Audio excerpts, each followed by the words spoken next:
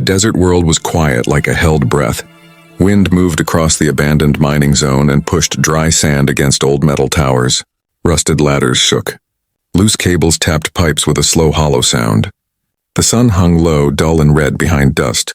It looked like an eye that had grown tired of watching. Evan walked alone across the site with a scanner in his hand. He was a field engineer, young and steady with calm eyes and rough hands. His job today was simple on paper. Survey the old wells, mark the safe ones, seal the broken ones, and send a clean report to the base. He had done harder shifts on colder moons. He thought this would be easy. It did not feel easy. The ground here was split and scarred. The war had ended years ago, but the earth remembered it. There were black marks from explosions and half-buried shapes that might once have been machines or shelters or something else. Evan did not like to guess. He reached the first well. It was a dark, narrow shaft in the ground with a short ring of cracked stone around it. A screen stood beside it with lines of faded warning text. The scanner beeped soft and bored. Structural weakness high, the small display said. Water level none. Gas trace. Evan knelt and brushed sand from the rim. He shone his torch down. The light went a long way, then met stone, then air, then stone again. He could not see the bottom. The shaft felt too thin, like a throat. He checked his map. There were 3 wells in this zone. 2 were marked as sealed years ago. The third was this one. He should tag it, take a picture, and move on. That was the safe way. That was the correct way.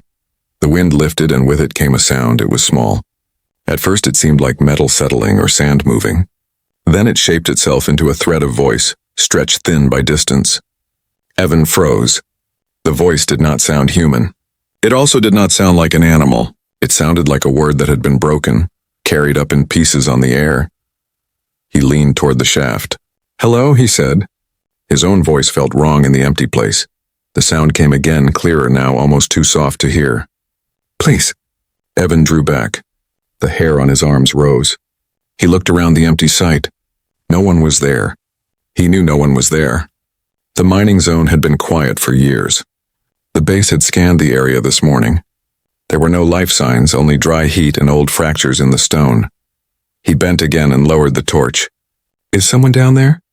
he asked. Silence. Wind. A piece of sheet metal clanged against a post and fell still. He could leave. He should leave. This place was known for strange echoes. The shafts bent sound. They turned even a whisper into a trick. He had heard stories at the base. They were told in the mess hall with a laugh to keep fear away. "Watch the wells," people said. They talked back. "Please, don't leave me." Evan's breath caught. He could hear the words now. They were weak and careful, as if they might break if pushed too hard. The accent was not human. The vowels were longer, the consonants softer. He had heard voices like this before in training films about the war, in recordings of negotiations that failed. Alien. He put the scanner down and lay flat on his stomach, arms over the rim. He aimed the torch deep. The beam cut dust and fell on stone and darkness. Far, far below, something shifted and 2 small lights looked up at him. They were not lights. They were eyes that caught the torch and threw it back. They gleamed silver blue like water at night. Evan felt a slow, cold weight in his chest. He could turn on his radio now and call it in. The base would send security drones and medics. They would take the person, no, the being, out. They would ask questions. They would also ask why he approached the well alone. The voice floated up again, thinner than before. "Human, please." He did not know this person. He did not know her name. He did not know if it was a trap. He did not know if there were other voices, other eyes, other shapes waiting in the dark. He knew a few things only. It was a long way down. The shaft walls were rough and broken, and the air smelled like iron and old rain. Evan slid his pack off his shoulders. He kept a simple kit for field work: rope, line, magnet anchors, a crank, a collapsible tripod, a narrow sling, a first aid roll, a heat blanket, and a small can of emergency water. He had never used this kit for anything more than lifting gear or lowering sensors. Now his hands moved faster than his thoughts. He set the tripod over the well mouth. He fixed 2 anchors into the stone rim. He tested the line with his weight, felt it pull tight, then ease, then hold. The radio at his shoulder crackled. "Field Team 3, check in," said a voice from base. It was routine. It always came at the half hour. Evan looked at the well. He looked at the radio. He touched the talk key and said, 3 is green. His voice stayed even, surveying the east shaft. Wind is normal. Copy, said the voice. Keep your timer. Don't risk the edges. Understood. He let go of the key. He tipped the rope into the dark and heard it land against stone with a soft scrape. He tied the sling to the line, clipped a small light to the sling so he could see it, then lowered it slowly, arm over arm, letting the crank take the strain. The light dropped like a tiny star. Evan watched it shrink and blink as dust crossed it. 40 meters, 50, 60, his wrist counter clicked. 70, can you reach it? He called. There was a soft cough from below, then a whisper. More. 90, Evan said, feeding line. He felt the rope pulse, then catch. The light swung and brushed rough rock. He eased it down and left it still. It is there, he said. Take the sling if you can, sit in it. I will pull you up. There was a long pause. He heard small sounds, metal scraping, a hiss of pain, breathing that was too fast. He saw the light shift and turn. It rose a hand's width, then fell. Are you hurt? Evan asked.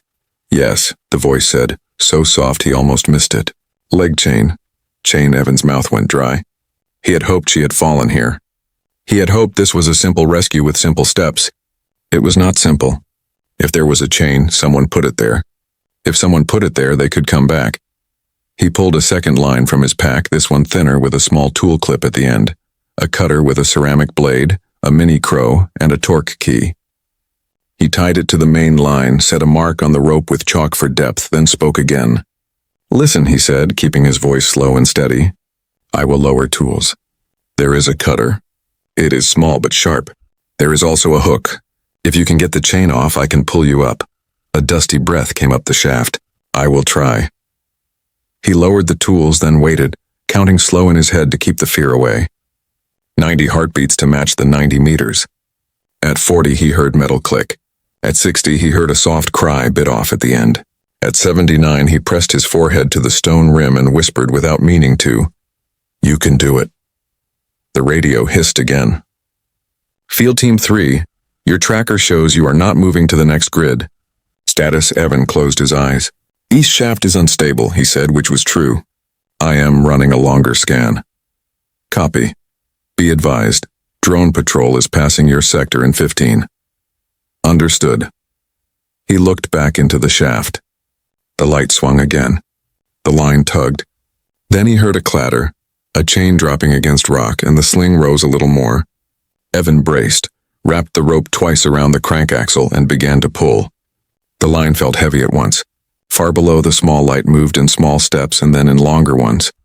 Hold the strap across your chest, he said, breath steady. Keep your arms inside. If the wall touches you, push away with your feet. Okay. The voice said, stronger now with effort. Evan hauled. The crank turned inch by inch, pressing back against him. His shoulders burned. Dust fell in soft, constant rain. He pictured the shaft wall scraping skin, catching cloth, tearing. He whispered small words without thinking. Almost. Keep still. Good. At 60 meters, the rope jerked and stopped. Evan felt the sudden hard pull against his gloves. Hold, he said at once. He let the crank lock. He peered into the dark and aimed his torch. The beam found a broken pipe jutting from the wall. The sling line had hooked it. I see it, he called. You will swing a little. Try not to fight it. He freed the line with a small, quick twist and the sling swung wide. A shape crossed the light like a small shadow and a larger one. Evan heard a hiss of pain again, then silence, then a breath. Still with me? He asked. Yes, she said. At 40 meters, he could see more. The shape in the sling was thin, small, wrapped in torn cloth and dust. A narrow face turned up toward him. Silver hair clung to her cheeks in dirty ropes. Her skin, where it showed, was a deep, soft blue-gray under the dust. Her eyes, when they caught the beam, glowed like cold flame. She squinted and lifted a hand. The line rose. 30 meters, 20, 10. Evan dropped to his knees and reached down. I have you, he said. He caught the back of the sling, then her wrist. Her skin was cool and dry and very light in his palm. He pulled her up over the rim and onto the ground. For a moment they lay side by side, both breathing hard, listening to the hot wind. Up close she looked even smaller. She might have been 16 by human measure, or 20 or older. It was hard to tell with alien lines. Her face had high, fine bones. Her lips were cracked. There were dark marks around her ankle where a chain had been. She held that leg close without touching it, as if any touch would hurt. Evan reached for his water can. He opened it and set it near her hand. She flinched. He did not move closer. "It is clean," he said softly. "You can drink." He nodded once, to her and to himself. "I heard," he said. "And I am not leaving you there." Behind them, the well sat open under the tired sun. The wind moved over it and made its old sounds again. Just wind and dust and cracked stone. In the crawler, two quiet breaths matched each other, and the road ahead bent toward the wrecks and whatever would come next. The day held its breath again, as if the world itself waited to see what a single human would do. The sun fell behind the broken hills, and the sky turned from red to gray. The desert was colder now. Evan's crawler moved slowly through the sand, its engine humming like a tired heartbeat. Inside, the light was dim and the air smelled of dust and oil. Lyra lay in the back, wrapped in the heat blanket. She didn't move much. Sometimes her fingers twitched. Sometimes her lips moved without sound. Evan drove in silence, thinking about what he had just done. He had rescued an alien girl from a forgotten well. He had lied to his base, and he had no idea what she really was. The war between humans and the Veyari had ended almost 10 years ago. Everyone knew the stories. Brutal battles destroyed colonies, millions dead. The Veyari had disappeared after the final strike. Some said they had fled to the outer systems. Some said they had gone extinct. No one expected to find one here, half buried on a dead world. Evan looked in the rearview mirror. Lyra's eyes were open now, faintly glowing in the dark. She stared at the metal ceiling like she could see through it. Her voice came soft. "Where are we going?" "Somewhere safe," he said. "Nowhere is safe," she answered quietly. He didn't reply. He knew she might be right. He had seen what the human command did to security risks. If they found her, she would be taken away, studied, maybe destroyed. If they found him, he would be branded a traitor. The crawler reached the edge of a canyon. Down below, broken ships lay like bones. Old cargo hulls, mining drones, metal husks. Evan guided the crawler between two wrecks and parked inside the shadow of a large rusted freighter. He turned off the engine. Silence pressed in. He climbed out and opened the back hatch. Cold air rushed in. Lyra sat up slowly. Her silver hair caught the faint starlight, messy and beautiful. She tried to stand, but her leg gave way and she grabbed the side rail. Evan helped her gently. "Careful," he said. "You need rest." She looked around, studying the dead ships. "Is this your home?" "Not mine," he said. "Just quiet." He lit a small heat lamp and placed it on the ground. A soft orange glow spread over them. The metal walls reflected the light, turning their faces warm and alive. Evan pulled out a small pack of nutrient bars and water capsules. "Eat something," he said. Lyra took the food carefully, almost like she had forgotten how to hold it. She sniffed it, frowned, then bit off a small piece. She chewed slowly, watching him. "You're not afraid," she said. Evan shrugged. "Should I be?" "Yes," she whispered. "Your kind fear mine." He met her eyes. "Maybe once. But I've seen what fear does. It doesn't build anything. It just burns." Lyra looked down at her hands. They were scarred, thin, trembling. "Humans built the cages too," she said. He wanted to deny it, but the mark on her neck still burned in his memory. The human military brand. He sighed. "What happened to you down there?" For a long time she didn't answer. The wind outside whistled through the cracks of the freighter hull. Then, in a voice like paper tearing, she said, "They took us to study. They said it was piecework, that we would help humans understand our kind. But they lied." She pulled the blanket aside and showed him her left arm. The skin was pale blue, marked with thin scars that ran in straight, unnatural lines. "They tested our blood. They mixed it. They wanted soldiers who could breathe any air, survive any wound, fight without fear. They called us hybrids. Most died before they learned to speak." Evan listened, frozen. The stories about hybrid projects were whispered rumors. Secret labs, missing prisoners, files wiped clean. Officially, those programs never existed. "Why the well?" he asked softly. "They ended the project," Lyra said. "They said we were failures. They buried the labs, the bodies, everything. I was not dead yet. They chained me and threw me in the waste pit. I stayed alive because the pit had water deep down. I drank dust and waited for the sky to fall." Her eyes glimmered, wet with memory. "Then you came. Evan didn't know what to say. He had been a soldier once, not in combat, but as a repairman on human warships. He had seen cruelty, but this was beyond war. It was cruelty dressed as science. He handed her another water capsule. "You're safe now." Lyra gave a faint smile. "Safe for how long?" A faint beep interrupted them, his wrist tracker flashing red. Someone was pinging his ID code. He turned the signal screen away so she couldn't see it. "It's nothing," he said, but it wasn't nothing. The base was checking his position again, more often now. Maybe they had noticed his route wasn't normal. Maybe the drones had seen something. He shut off the tracker. "We need to move again," he said. Lyra tilted her head. "Humans always running," she murmured. "Never resting," Evan smiled faintly. "Maybe that's how we stay alive." They packed quickly. Evan covered their tracks with a dust sprayer and drove deeper into the canyon. The path was rough, full of broken metal and sand, but the crawler held steady. The sky above them was filled with faint green lightning, the planet's magnetic storms rising again. It made the night glow strange and otherworldly. After an hour, Lyra spoke again. "You didn't tell them about me." "Why?" Evan kept his eyes on the road. "Because I don't trust them. Your people, my commanders." Lyra was silent for a while. Then she said, "You are strange for a human. Why?" "You listen," she said simply. Evan almost laughed. "Listening shouldn't be strange." "To us it is," she said. Humans shouted. They didn't listen. They said they brought peace, but they brought cages. They said they brought learning, but they took names. They made us numbers. Her voice shook, but she kept speaking. "I remember the day the lights went out in the lab. We thought it meant freedom. But then the soldiers came. They didn't look at us. They just threw us down. I waited for one to look at me, just once, and he didn't. Not one." Evan tightened his grip on the wheel. "I'm looking now," he said quietly. She turned her head toward him. For the first time she smiled. Small, uncertain, but real. They drove through the night until they reached an old mining shelter half buried under sand. Evan parked the crawler inside and shut off the power. The silence felt heavy again. Lyra leaned against the wall, breathing slowly. Evan checked his supplies. 1 day of food left. 2 water packs. The power cells were half. They couldn't stay hidden forever. He looked at her leg. The skin around the old chain wounds was red and swollen. He pulled a med patch from his kit and knelt beside her. "This will help."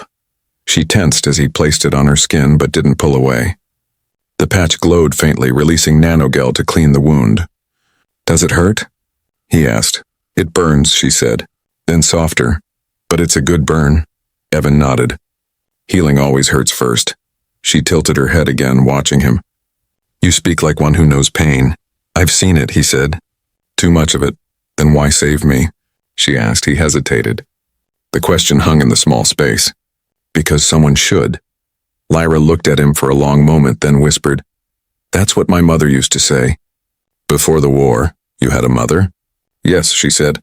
She sang songs about light, about stars that never died. Humans came one day. The song stopped. Evan leaned back against the wall beside her. "My mother used to say humans were the same everywhere. Kind and cruel both." Lyra gave a faint laugh. She was right. Outside, thunder rolled across the sand, deep and distant. The storm was coming closer. Evan checked his map. "There's an old communications tower about 30 kilometers north. If we reach it, we can send a message to the free colonies." Lyra's eyes widened. "You would do that?" "For me?" He nodded. "They deserve to know the truth. You're proof that the Veiri didn't vanish, that humans did something terrible." She looked at him seriously. "If they know I live, your people will hunt you. You will lose everything." He smiled faintly. "Then I guess I'll have to start over." The wind howled outside, shaking the shelter. Sand blew through the cracks like falling snow. Lyra reached out and touched his hand lightly. Her skin was cool, smooth, trembling. "You're strange, human." "Evan," he corrected gently. She repeated his name like a new word she wanted to keep. "Evan." For a moment the silence between them was soft, almost peaceful. Then a sound broke it, a faint mechanical hum from above. Evan froze. He ran to the small viewport and looked out. A patrol drone. It was hovering in the storm, scanning the ground with a red beam. Its signal lights blinked in a pattern he recognized. Search mode. Somehow they had followed his last ping before he turned the tracker off. He turned back to Lyra. "We have to go." Now. She stood, limping slightly but determined. They found us? Yes, he said. And they won't stop this time. He grabbed the pack, threw it into the crawler, and started the engine. The storm wind roared louder, hiding their noise. Lightning cracked across the sky. As they drove out, sand and wind hit the crawler like waves. The drone followed, red light cutting through the dust. Lyra looked out the back window. More coming, she said. In the distance, 3 smaller drones moved in formation. Evan gritted his teeth. Hold on. The crawler sped through the canyon, bouncing hard on the rocks. The wind screamed. The drones fired a warning shot, a flash that exploded near the ground. The shockwave rocked them sideways. Lyra cried out, gripping the seat. They want to destroy us? They want to erase you, Evan said, steering hard. And me with you. He hit a switch on the console. A flare pod shot upward, bright and blinding. The drone swerved to avoid it. He turned sharply into a narrow crevice between cliffs, the crawler scraping metal against stone. The engine whined in protest, but they made it through. The drones couldn't follow. The gap was too small. Evan drove deeper until the signal lights vanished behind them. He stopped the crawler and turned off the power. Both of them sat in the dark, breathing hard. Lyra looked at him, her silver eyes glowing faintly. You could have left me. I could have, he said. But I didn't. Why? Evan looked out into the black canyon where the stars barely touched the sand. Because someone whispered for help, he said softly, and I heard it. Lyra's voice trembled. Then maybe not all humans are monsters. He smiled in the dark. Maybe not all aliens are either. The storm raged above, covering their escape. Beneath the roar of wind and thunder, 2 beings and 1 human. 1 alien sat side by side in the dark, both running from the same world, both beginning to hope that maybe, just maybe, they could build something new. The morning came slow and pale. The desert looked endless again, a world made of sand, dust, and silence. Evan's crawler moved across the rough ground, leaving soft tracks behind. Inside the small cabin, the hum of the engine was the only sound. Lyra sat in the back, her eyes half open, her skin pale and bruised. She was still weak but alive. Evan kept looking at the scanner screen, watching for any signal. The machine showed empty readings. No humans nearby, no drones. For now, they were alone. He wanted to believe that meant safe, but in his heart, he knew safety never lasted long. Drink some water, he said softly. Lyra took the can and drank slowly. Her hands trembled. The heat blanket around her shoulders made her look smaller, like a child hiding from the world. You're quiet, Evan said. I don't have many words left, she whispered. I spoke to the dark too long. He didn't know how to answer that. The way she said it made his chest hurt, like her voice carried years of loneliness. After a moment, he said, We'll find a safe place soon. There's an old shelter near the canyon ridge. Lyra's silver eyes turned toward him. Why help me? You could have left. Evan didn't look back. Because I heard you, Lyra smiled weakly. No human ever answered before. By noon, they reached a valley filled with old shipwrecks. Metal bones of forgotten machines stood half buried in the sand. Evan parked the crawler inside the shadow of a large broken freighter. The hull blocked the sun, giving them a small shade. He stepped out and scanned the area again. Still no signals. Just wind and silence. Stay here, he told her. I'll check the perimeter.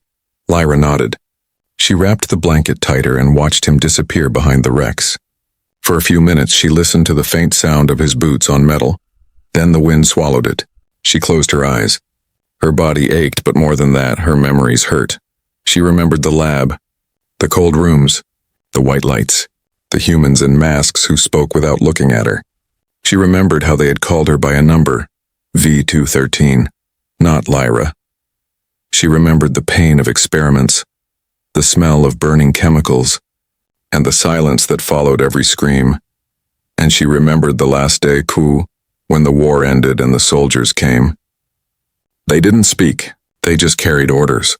Erase the site, one said. She had been too weak to run. They chained her near the waste pit. She heard the explosions above as the surface collapsed. Then silence. She thought it was the end, until one human voice had whispered, Hello? That voice had changed everything. Evan returned, carrying a small energy stove and a few old parts he scavenged. Area's clear, he said. We can rest a bit. He set up the stove and lit a soft flame. The smell of warm air filled the cabin. He handed Lyra a ration bar. She looked at it curiously. Food? Not great food, he said with a grin. But it keeps you alive. She broke a piece and tasted it. Her expression twisted. It tastes like metal. Evan laughed quietly. That's because it is. Synthetic protein. Lyra smiled a little. It was the first time he saw light in her face. Your world is strange, she said softly. Everything here feels built by hands that forgot kindness. He nodded slowly. You're not wrong. They ate in silence for a while. Then Evan said, You told me about chains. About the lab. What did they want from you? Lyra stared at the ground. They said they wanted to make peace between species. They said humans and Vayari could become one, stronger together. But their peace was not peace. It was control. Her fingers brushed the small burned mark on her neck. They tested our blood, our bones. They wanted soldiers who could fight without sleep. They wanted eyes that see in the dark. They wanted hearts that never stop. And you survived, Evan said. I was the only one who did, she whispered. The others screamed until they couldn't. Then silence. Evan felt a cold weight in his stomach. I'm sorry. She looked up, surprised. You didn't do it. No, he said. But my people did. That means I share the shame. Lyra tilted her head slightly, studying him. You're not like them, he smiled faintly. Maybe I am. Maybe I'm just tired of pretending not to be. The radio on the dashboard crackled suddenly. A voice came through, sharp and metallic. Field Team 3, your tracker shows unusual movement. Report your status, Evan froze. He reached for the mic. This is 3, just checking terrain distortion in Zone 12. Minor gas reading. Copy that, the voice replied. Stay alert. Drone patrol inbound in 10 minutes. The line went dead.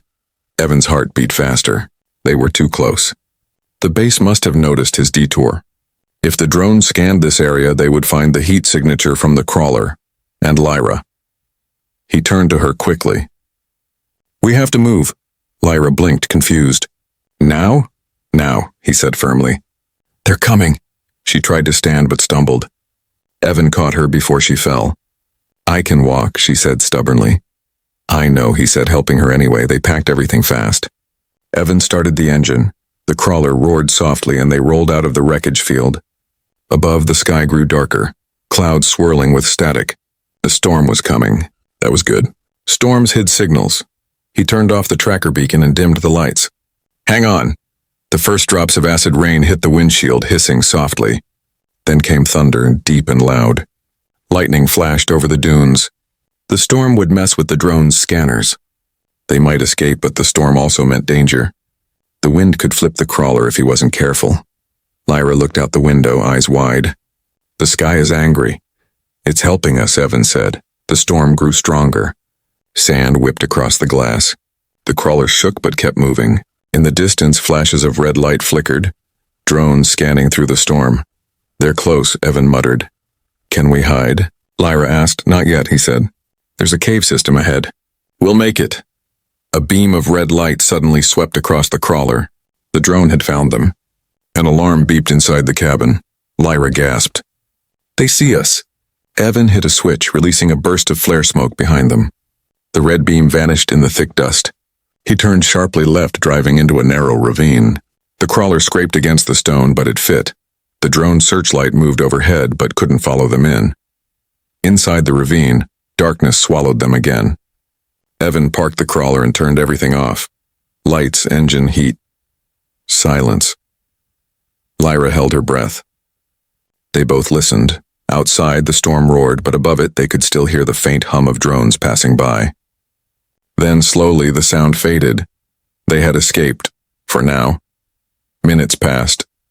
Evan turned on a small lamp. The light was soft and golden. Lyra's eyes glowed faintly in the dim glow. You're safe, he said. She looked at him.